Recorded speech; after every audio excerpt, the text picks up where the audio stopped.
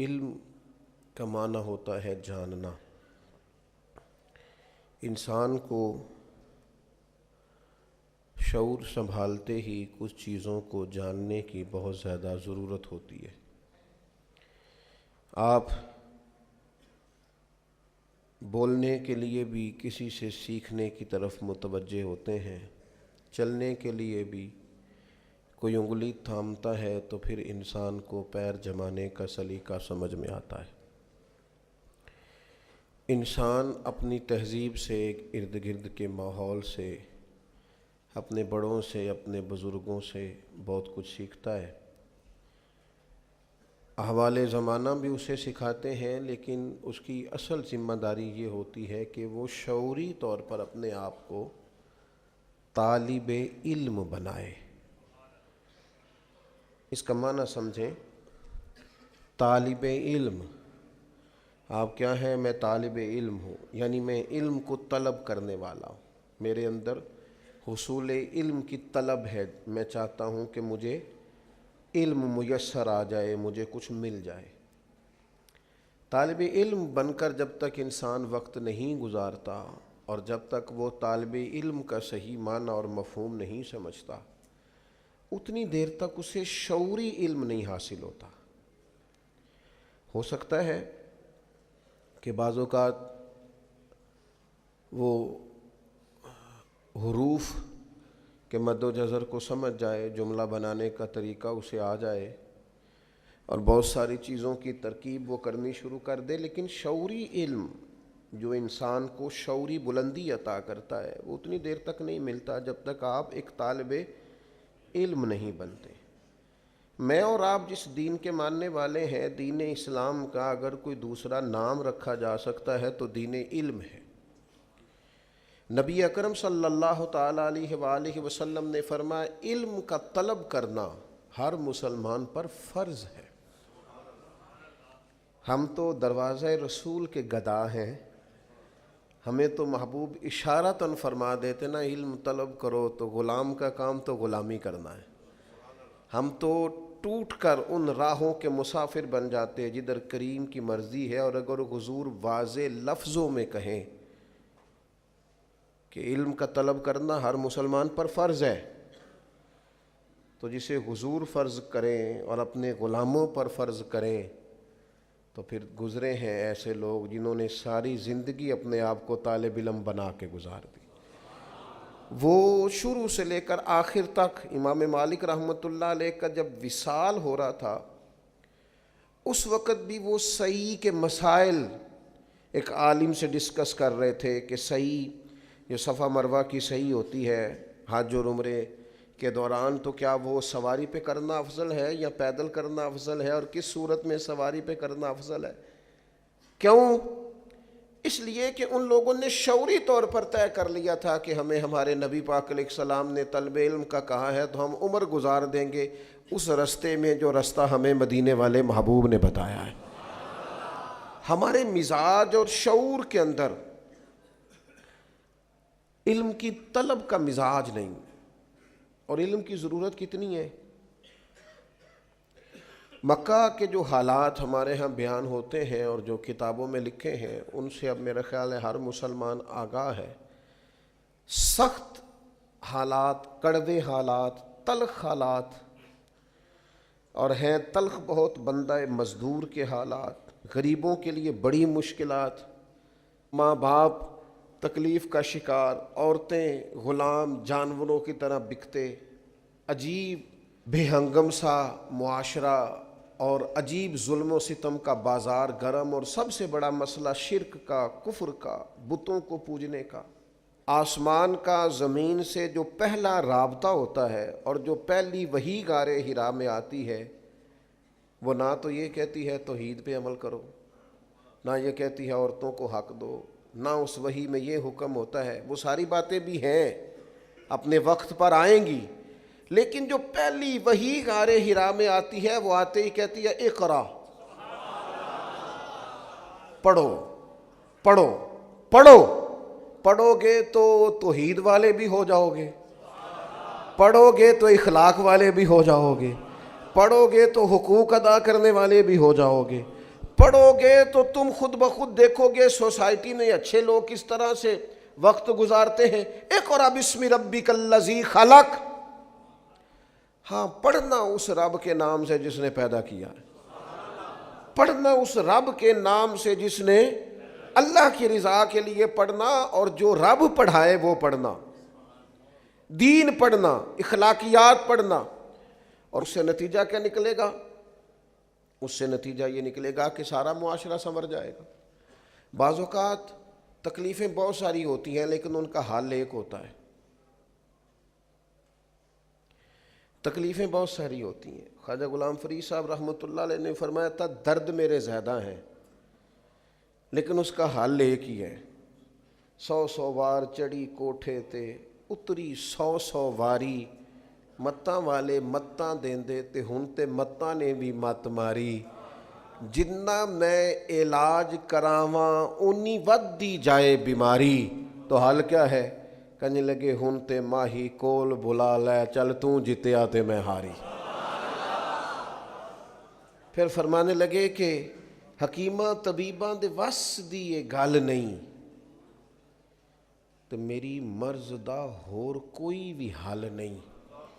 وکھا جا تو صورت و پیاری، آ میرے ڈھولا میں کراں بیٹھی زاری۔ مسائل زیادہ ہوتے ہیں، حل ان کا حل یہ ہوتا ہے کہ تو کبھی آ جائے نا تو جس راہ چل دیے ہیں کوچے بسا۔ اندھیرے زیادہ ہوتے ہیں بعض اوقات۔ ایک تو یہ کہ آپ کمرے میں داخل ہوئے تو اس میں آپ کا پیر ٹکرایا کسی چیز سے، کیونکہ کمرے میں اندھیرا تھا، پیر زخمی ہو گیا۔ پھر تھوڑا آگے بڑھے تو آپ کو محسوس ہوا بچھو بھی پھر رہا ہے۔ پھر اب ذرا اور آگے بڑھے تو آپ کو محسوس ہوا کہ کہیں تھوڑی نمی بھی ہے کمرے میں، کسی وجہ سے کوئی بارش اپنا اثر چھوڑ گئی ہے۔ اب چونکہ کمرے میں اندھیرا تھا تو یہ ساری تکلیفیں تھیں۔ ان ساری تکلیفوں کا حل کیا ہے؟ ایک، روشنی کرو کمرے میں۔ اس میں آپ روشنی کرو گے تو آپ کو محسوس ہو جائے گا پیر سے ٹکرا کیا چیز رہی ہے، اور آپ روشنی کر کے دیکھیں بچھو شچھو چوہے شوہے تو ویسے ہی بھاگ جاتے ہیں سارے، ان کو تو چاہیے بھی صرف اندھیرا ہی ہوتا ہے۔ چور شور سارے دنیا میں جتنے اندھیرے ہیں، جتنی طاغوت ہے، جتنا ظلم ہے، جتنا جبر ہے، جس قدر تکلیف ہے، ان سب کا علاج روشنی ہے۔ روشنی کون سی؟ علم کی روشنی۔ اقرأ بسم ربک الذی خلق، تم علم کا دیا جلا دو، اندھیرے خود بخود دور ہو جائیں گے، تم محسوس کرو گے ہر چیز ٹھیک ہو گئی۔ لیکن میں کہہ چکا ہوں کہ آپ شعوری علم حاصل کریں، علم اپنی تربیت کے لیے حاصل کریں۔ ایک بڑی تکلیف کی بات نہیں کہ بندہ ڈگریاں حاصل کرے اور امتحانات گاہ میں جائے اور کئی سال تعلیم حاصل کرے، کتنے سارے اساتذہ کے سامنے بیٹھے، کتنی ساری کتابیں پڑھے، اور آخر میں اس سے پوچھا جائے تو نے کرنا کیا ہے تو کہتا میں نے نوکری کرنی۔ اتنی ساری ڈگریاں نوکر بننے کے لیے لی تھی۔ میں اس لفظ نوکری پر اعتراض نہیں کر رہا، آپ کو سمجھا رہا ہوں۔ نوکری جو آپ اپنے وطن میں ملک میں رہ کے کرتے ہیں وہ تو اعزاز کی بات ہے، خدمت کا ایک ذریعہ ہے، لیکن آپ کی سوچ تعلیم کے بعد جو ہونی چاہیے وہ کیا ہونی ہے کہ میں اتنا کچھ کرنے کے بعد نوکر بننا چاہ رہا ہوں۔ آپ تھوڑا سمجھے تو صحیح نا۔ آپ نوکری ویسے کریں، خدمت خلق کریں، آپ ڈیوٹی سمجھ کر نوکری کریں، لیکن اس علم کی بنیاد پر نوکری نہیں کرنی۔ علم تو اس لیے حاصل کرنا ہے کہ مخلوق خدا کی خدمت کرنی ہے، دین کے لیے ڈیوٹی دینی ہے اور اللہ کی رضا تلاش کرنی ہے۔ شعوری علم حاصل کریں، شعوری۔ ہمارے ہاں شعوری علم کا میں نے جو نوکری کرنی ہے، او بھائی نوکری تو کار اچھی بات ہے، لیکن تو ذہن کیا بنا رہا ہے؟ پڑھ لکھ کے تو بندہ نوکر نہیں نہ ہوتا، پڑھ لکھ کے تو وہ بادشاہ ہوتا ہے۔ تعلیم تو بادشاہ، اور میں نے ایسے پڑھے لکھے لوگ دیکھے ان کا آفیسر کم پڑھا لکھا ہے، وہ بظاہر نوکری کر رہے ہیں، لیکن وہ افسر صاحب بلا کے کہتے ہیں پتر ذرا دسیں کی ہے، تو وہ عطا بن ابی ربی، بات یاد آ گئی، عطا بن ابی ربی نابینا تھے، اور ایک ہاتھ بھی ان کا کام نہیں کرتا تھا تو ایک پیر بھی کام نہیں کرتا تھا، آنکھیں بھی کوئی نہیں، ہاتھ بھی کوئی نہیں، لیکن محدث بہت بڑے تھے۔ تو بادشاہ وقت جب ملنے کے لیے گیا نا تو چونکہ ان کو نظر نہیں آتا تھا تو آگے لوگ بیٹھے ہوئے تھے تو بادشاہ پیچھے بیٹھ گیا. تو بادشاہ پیچھے سے سوال پوچھتا, حضرت عطا بن ابی ربیع سے, محدث ہیں, پیچھے سے سوال پوچھتا, حضرت یہ بتائیے گا. تو فرمانے لگے تو چپ کر, پہلے جو سامنے بیٹھے ہیں ان سے تو بات کر لوں. تو پیچھے سے لقمے دیے جا رہا, حضرت چپ کر, ان کی تو سن لوں. وہ بادشاہ ہے, اگرچہ یہ رعایا ہے, میں جو سمجھانا چاہ رہا ہوں اس کو آپ سمجھیں. اس کے 3 بیٹے بھی ساتھ تھے. اس نے پھر کہا حضور ایک مسئلہ پوچھنا تھا. فرمایا تمہیں کہا نا باری کا انتظار کر. وہ سب لوگ فارغ ہوئے تو حضرت نے اشارہ کیا کہ یہ جو بندہ پیچھے بول رہا تھا نا, اسے آگے بلاؤ. اور جب وہ آگے بلایا, حضرت نے سوال پوچھا تو اس نے کیفیت دیکھی, رنگ بھی ذرا ظاہری طور پہ کالا تھا, آنکھوں میں روشنی ویسے کوئی نہیں, ہاتھ اور پیر ایک ویسے کام نہیں کرتا. بادشاہ سامنے آ کے پوچھا, مسئلہ سنا, واپس گیا. تو جا کر کے اس نے پتہ کیا کہا اپنے بیٹوں سے, کہنے لگا پتر بادشاہ ہونے کے باوجود اس ذلت کو کبھی نہیں بھلاؤں گا, اور تمہیں ایک مشورہ دوں گا, بادشاہ بننا نہ بننا لیکن عالم ضرور بننا. اس لیے کہ بادشاہ ہو کر, آفیسر ہو کر, بڑا ہو کر بھی اگر کسی کے سے آ کے مسئلہ پوچھنا ہے کہ یہ ذرا بتانا, لوگ نکما بچہ لا کے دیتے ہیں, کہتے ہیں جی یہ نہ کام کردا جے تے نہ کدھرے پڑھدا جے, تے اسی تے گاہک بھی نکمے نہیں آنا. ہاں جو کام کے ہو جاتے ہیں وہ تو ویسے بھی تھوڑا ادھر ادھر نکل جاتے ہیں. میں صحیح کہہ رہا ہوں. وہ تو بعد میں کہتے ہیں اسی اپنا مدرسہ بنانا ہے, کام کے جو ہو گئے ان کی تو پھر دنیا اور ہوتی ہے. تو کہا کہ جو نکمہ ہے کسی کام کا نہیں, وہ جناب آپ مدرسے میں رکھ لیں. تو میں کہتا ہوں دیکھو آپ نے نکمہ سمجھ کے دیا تھا نا, لیکن دیا رسول اللہ کے دین کو تھا نا. آپ نے نکمہ سمجھ کے دیا تھا, مدینے والے محبوب نے اپنا مصلی اور ممبر عطا فرما دیا. سب ہاتھ باندھے کھڑے. تو یاد رکھیں کہ علم کو شعوری بنائیں, شعوری, طالب علم بنے, طالب یعنی آپ کا ذوق ہو سیکھنے کا, سیکھنے کا ذوق ہو. بزرگ فرماتے ہیں طالب علم کبھی ذوق والا ہو نا, تو سیاستہ میں حدیث ہے سوال آدھا علم ہوتا ہے. طالب علم میں ذوق ہو, طالب علم نہ خوش آمدی ہو, نہ دوران طالب علمی. اور طالب علم سے مراد صرف مدرسے کے طالب علم نہیں کہہ رہا, میں اور آپ ہم سارے طالب علم ہیں. ہمارا مزاج سیکھنے, ہم نہیں سیکھتے, نہ جلسوں سے سیکھتے ہیں, نہ کتابوں سے سیکھتے ہیں, نہ تقریروں سے سیکھتے ہیں, نہ اپنے بزرگوں سے سیکھتے ہیں. ہم تو اور چکر میں پڑے ہوئے ہیں. سیکھنے کا تو مزاج ہی نہیں. آپ آ جائیں تقریر کر دیں تو میں کہتا ہوں یار آپ نے اگر میری تقریر سنی ہوئی ہے تو پھر اگر آپ سمجھتے ہیں اس میں کوئی بات سیکھنے والی تھی تو اس پر عمل کریں. یہ کوئی رسم ہے کہ جلسہ کرا لو, تقریر کرا لو, جمعہ پڑھ لو, آ جاؤ چلے جاؤ. آپ نے سیکھا کیا ہے, لیا کیا ہے, شعوری زندگی کتنی کو گزاری.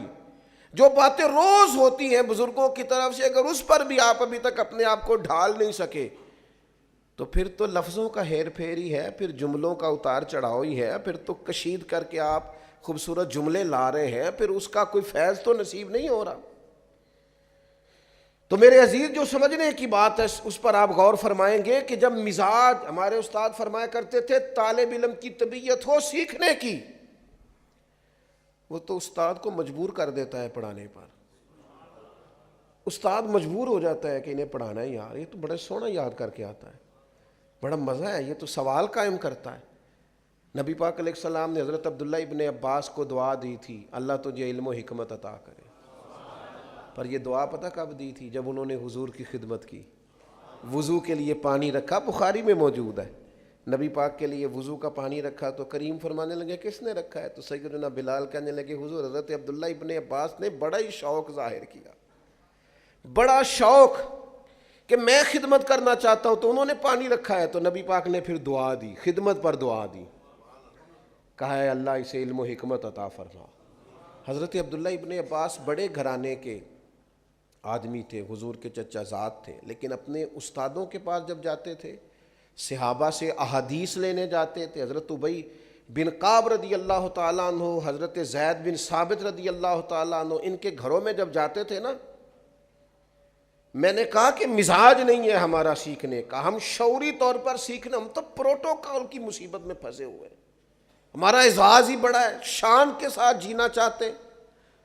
تو اگر کسی جگہ خادم نہیں ہے نا تو یاد رکھنا زندگی میں کبھی تیری خدمت کوئی نہیں کرے گا. اگر تو کسی جگہ کا طالب علم نہیں ہے تو یاد رکھنا کبھی استاد نہیں بنے گا. اگر کسی جگہ تیرا شملہ جھکتا نہیں ہے تو پھر یاد رکھنا اسے عروج. اپنے بڑوں کے سامنے جو لوگ زانوے تلمس طے کرتے ہیں وہی عروج پاتے ہیں. تو حضرت عبداللہ ابن عباس حضرت ابی بن کعب کے گھر سیکھنے جاتے تھے تو کہتے میں نے کبھی دستک نہیں دی استاد کے دروازے پہ، میں آ گیا ہوں. میں ان کا دروازہ چھوڑ کے ان کے گھر کے قریب ایک کونے پہ بیٹھ جاتا تھا. وہ جب مرضی سے آئیں گے نا اور گزریں گے نا تو عرض کروں گا مہربانی فرمائے مجھے کوئی سکھا دے. فرماتے ہیں وہ اپنی مرضی سے آتے گزرتے، اور کئی دفعہ اس طرح بھی ہوتا کہ میں چونکہ ان کا گھر صحرا میں تھا تو ٹھنڈی ہوائیں مدینہ شریف کو چوم کے گزرتی تو ریت اڑ کے میرے بالوں میں پڑ جاتی اور دھاڑی میں پڑ جاتی، لیکن میں بیٹھا ہوں. وہ آ کے کہتے ہو میرے محبوب کے چچا زاد یہ کیا کرتے ہو؟ آپ دستک دے لیتے، میں اندر فارغ ہی تھا آ جاتا. تو فرماتے کہتے دستک دیتا، میں تو سیکھنے آیا ہوں نا، اور جس سے سیکھا جائے اسے تکلیف نہیں دی جاتی. آپ جب مرضی سے آئیں گے تو بات ہو جائے گی. اس مزاج سے طلب علم ذوق اور سیکھنے کا ذوق ہو، آپ سیکھیں. آپ کی طبیعت اس طرح کی ہو کہ آپ روز، ہماری زندگی شعور میں نہیں گزرتی. میں صحیح بتاتا ہوں میں آپ کو صحیح بتاتا ہوں. گھروں میں سب سے زیادہ مسئلہ ازدواجی زندگی کا ہوتا ہے، لیکن جنہوں نے 3 مہینے پہلے فرنیچر کا آرڈر دیا ہے اور 1.5 مہینہ پہلے شیروانی کا آرڈر دیا ہے نا، اور اتنا پہلے شادی کی تیاری اور 3 ماہ پہلے ہال بک کرائے ہیں، وہ یہ پسند ہی نہیں کرتے کہ ہم اپنے بیٹے اور بیٹی کو کسی عالم کے اور بیٹی کو کسی معلمہ کے پاس لے جائیں اور انہیں بتائیں کہ ازدواجی زندگی کیسے گزارنی. مسائل دین سیکھ لیں، شعور ان کو آ جائے، انہیں سمجھ آئے حقوق زوجین کیا ہیں. اور بعض لوگوں کا پڑھے لکھے ہونے کا دعویٰ ہے، ان کے پاس بھی ڈگری ہے لیکن شعوری علم موجود نہیں ہے. اپنی زندگی میں اس کو طاری کریں، آپ سیکھیں، ہر شعبے میں آپ سیکھیں. آپ غور کریں کہ اس پر اسلام مجھے کیا کہتا ہے. یہاں مجھے اسلام تھوڑی کہتا ہے کہ سارے چھوڑ کے عالم بن جائیں. اسلام کہتا ہے تجارت ضرور کرو، لوگ تجارت کریں، پر تجارت کے قاعدے سیکھیں. دین تجارت کس طرح بتاتا ہے. آپ محنت مزدوری کریں لیکن اس کے طور طریقے سیکھیں. آپ جو بھی زندگی میں کام کریں بس آپ اس کے مد و جزر سے آگاہ ہو جائیں، آپ کو سمجھ آ جائے گی. آپ کو سمجھ آ جائے گی کس طرح کر کے چیزوں کو لے کے چلنا ہے. تو شعوری زندگی سیکھیں اور اپنے فرائض کو اچھی طرح سمجھیں. اور جب آپ دین کا علم سیکھیں تو آپ اس لیے سیکھیں کہ تربیت ہو. ہمارے ہاں بڑی عجیب سی صورتحال بن گئی ہے. میری طرح کے بہت سارے لوگ تو کئی دفعہ دل کرتا ہے کہ چپ کر جائیں، کچھ باتیں خاموش ہو جائیں، اس لیے کہ ان پہلوؤں کو بھی چھیڑ دیا گیا ہے جن کو چھیڑنے کی کوئی ضرورت نہیں تھی. کچھ زیادہ سیانے لوگ آئے ہیں جنہوں نے کچھ اس طرح کی باتیں بھی چھیڑ دی ہیں جن کا ان سے کوئی تعلق. مجھے بتائیے آپ دیانتداری سے، قبر میں آپ سے یہ سوال ہوگا کہ حضرت موسیٰ علیہ السلام کی والدہ کا نام کیا تھا؟ ایک شخص نے ایک عجیب سوال ایک دفعہ پوچھ لیا، کہنے لگا جس کنگھی سے نبی پاک علیہ السلام کنگھا فرمایا کرتے تھے کوئی بتا سکتا ہے کہ اس کے دندانے کتنے تھے؟ اور میں نے کہا اتنی مشقت میں تو دین ڈالتا ہی نہیں بندے کو. آپ پہیلیوں پہ چلے گئے ہیں. آپ شعوری تعلیم حاصل کریں جس سے اخلاق سنورے، کردار سنورے. یہ آپ کن چیزوں میں اپنے آپ کو لے کر کے جا رہے ہیں؟ آپ اس چیز کو اس حد تک رکھیں. وہ بیٹھتا تھا نا ایک شخص امام مالک کے پاس،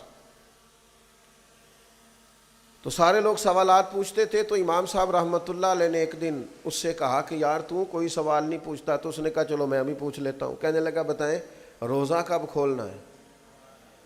تو آپ نے فرمایا جب سورج غروب ہو جائے. تو کہنے لگا اگر ساری رات سورج ہی غروب نہ ہوا تو امام صاحب فرمانے لگے تیرا چپ رہنا ہی بہتر ہے. وہ کون سی رات ہے جو رات بھی ہو جائے اور ساری رات گزر بھی جائے اور اس میں سورج بھی غروب نہ ہو؟ تو چپ ہی رہا کر. اس لیے کہ کچھ لوگ تعلیم نہیں چاہتے، پہیلیاں چاہتے ہیں. جی میں جی 20 مولویوں نے مسئلہ پوچھا، میرا کسی حل نہیں کیتا. کیا وضو کا مسئلہ پوچھا آپ نے؟ غسل کا پوچھا ہے؟ تجارت کا پوچھا ہے؟ حلال حرام کا آپ نے تو پہیلی پوچھی ہے بھائی. آپ نے وہاں ایک ایسی بات چھیڑ دی ہے جس کی آپ کو ضرورت ہے.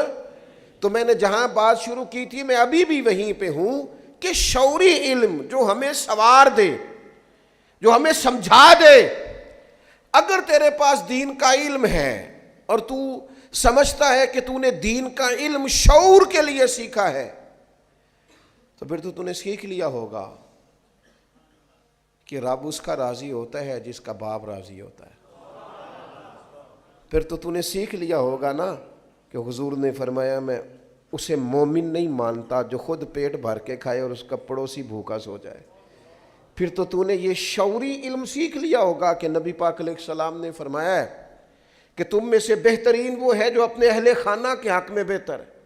پھر تو تم نے یہ سیکھ لیا ہوگا نبی پاک علیہ السلام کا فرمان کہ قیامت کے دن میرے سب سے زیادہ قریب وہ ہوگا جس کے اخلاق زیادہ اچھے ہوں گے. تو بھئی اگر آپ نے یہ چیزیں سیکھ لی ہیں اور آپ کا ان پر عمل ہے تو پھر اس کا مطلب ہے آپ نے شعوری زندگی گزارنی شروع کر دی ہے.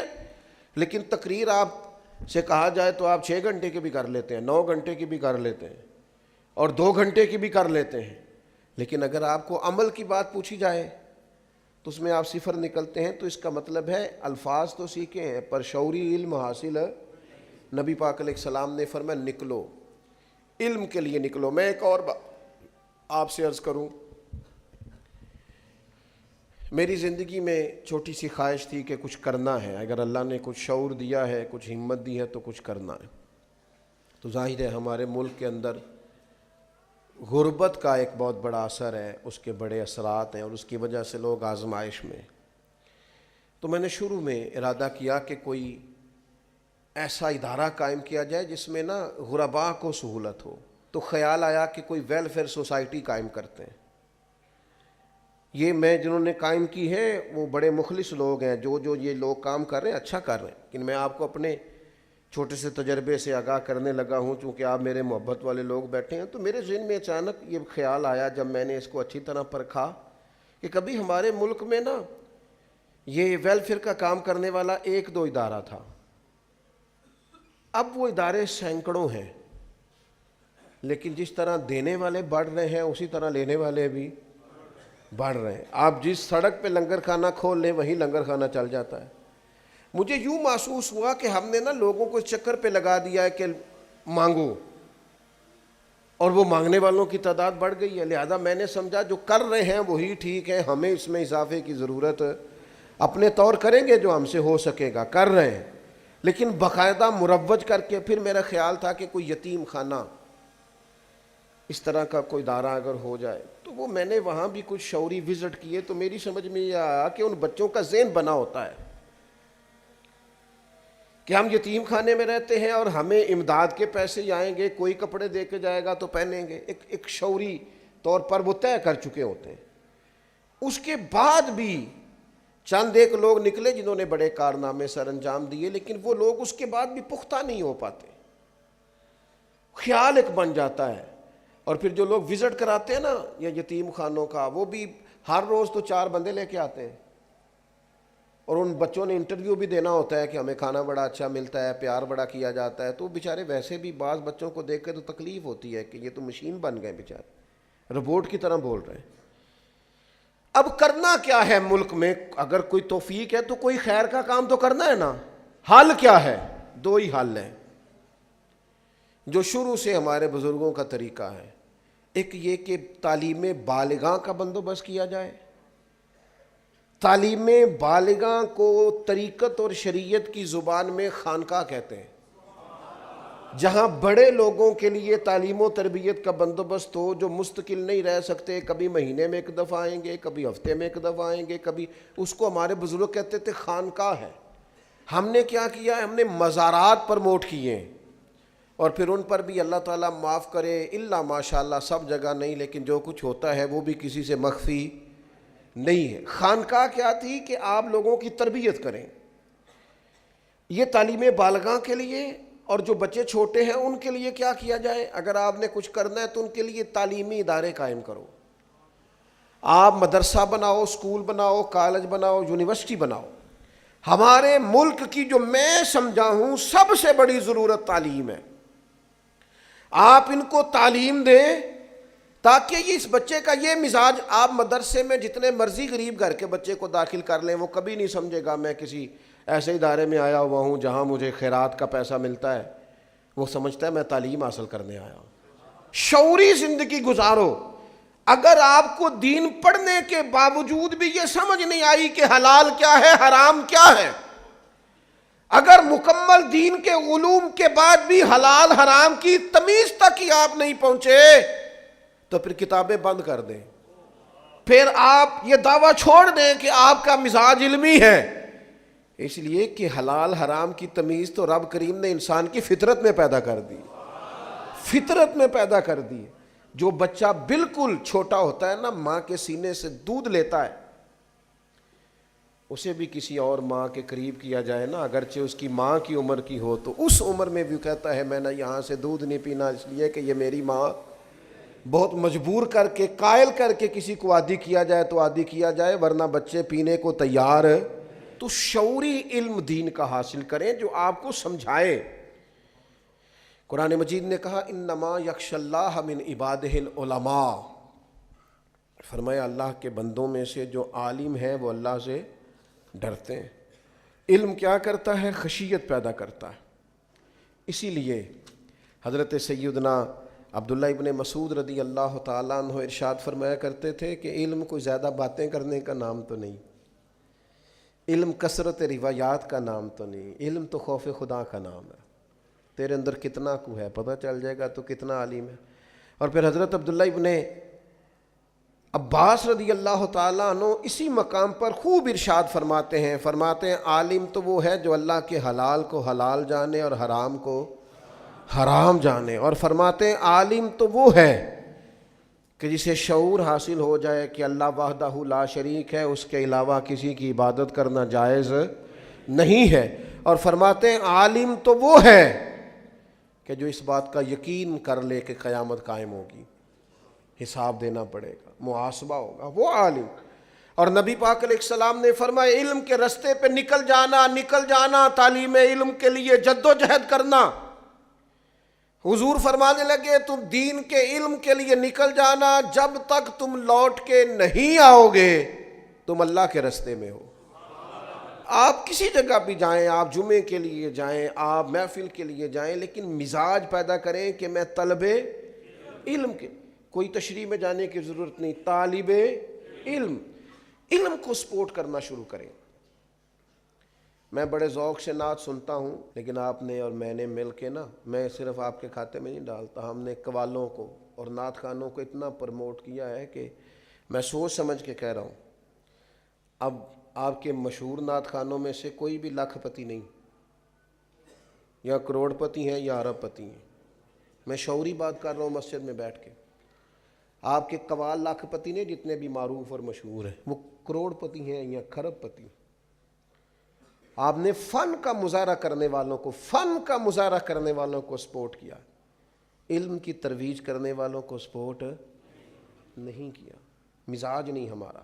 میں آپ کو بتاتا ہوں، محفل کرانی ہو نا آپ نے کہیں، تو آپ ابھی اعلان کریں تو 2 بندے کھڑے ہو، اتنی دے گے میری طرف سے، اتنی فلانی چیز میری طرف سے. اور اگر علم کو پروموٹ کرنا ہو، ملے ہیں کچھ لوگ لیکن زیادہ نہیں. کبھی نہیں کسی نے آ کے کہا یہ جناب اتنے لاکھ روپے کی کتابیں دیں طالب علموں کو لے کے، یہ پڑھیں. لائبریریاں قائم ہونی چاہیے. اور کفر کیا کرتا ہے؟ ہلاکو خان نے بغداد پہ جب پہلا حملہ کیا تھا تو سب سے پہلے کتابیں اٹھا کے دجلہ میں پھینکی تھی. وہ کہتا تھا ان کا علم ضبط کرو مسلمانوں کا. یہ خود بخود تباہ. اور وہ ہمارے ساتھ ہوا ہے. جاہلوں کو پروموٹ کیا ہم نے. عالم آپ تقریر کے لیے بلائیں گے تو اس نے تو اگلی محفل پہ نئی تقریر بھی تیار کرنی ہے، تو نعت خانے تو کوئی نہیں کرنی، اس کے پاس تو پوری 6 نعتیں تیار ہیں، ہر محفل میں وہی پڑھنی. تو پھر تو رواج یہ ہوگا کہ سورہ سیدھی کی جائے، تعلیم نہ حاصل کی جائے. اور جلسوں کا بھی آلموسٹ یہی حال ہے. میری یہ گزارش ہے آپ حضرات سے کہ شعوری طور پر علم کو سپورٹ کریں، آپ مزاج بنائیں. ہمارے جتنے بھی اسکول ہیں دیہی علاقوں میں، ان میں جائیں، وہاں دیکھیں اساتذہ کیوں نہیں آ رہے. جب گورنمنٹ نے پیسے خرچ کر کے اسکول بنایا ہے تو کیوں وہاں کام نہیں ہو رہا؟ مساجد کو صرف مساجد نہیں ہونا چاہیے، علم کا مرکز ہونا چاہیے. ہماری مساجد کے اندر صبح درس قرآن مجید ہوا کرتے تھے. اور کسی میں 17 سال کے بعد پورا قرآن ختم ہوتا تھا، کسی میں 15 سال ہوتا تھا کہ نہیں ہوتا تھا. لیکن اب ہمارا مزاج ہی نہیں. ہم عالم شروع بھی کرتا ہے تو اٹھ کے چلے جاتے ہیں. طبیعت نہیں رہی علم کی. اس کا نتیجہ کیا نکلا ہے کہ وہ ٹھیک ہے، قوم کو وہ شعوری طاقتیں میسر نہیں ہیں.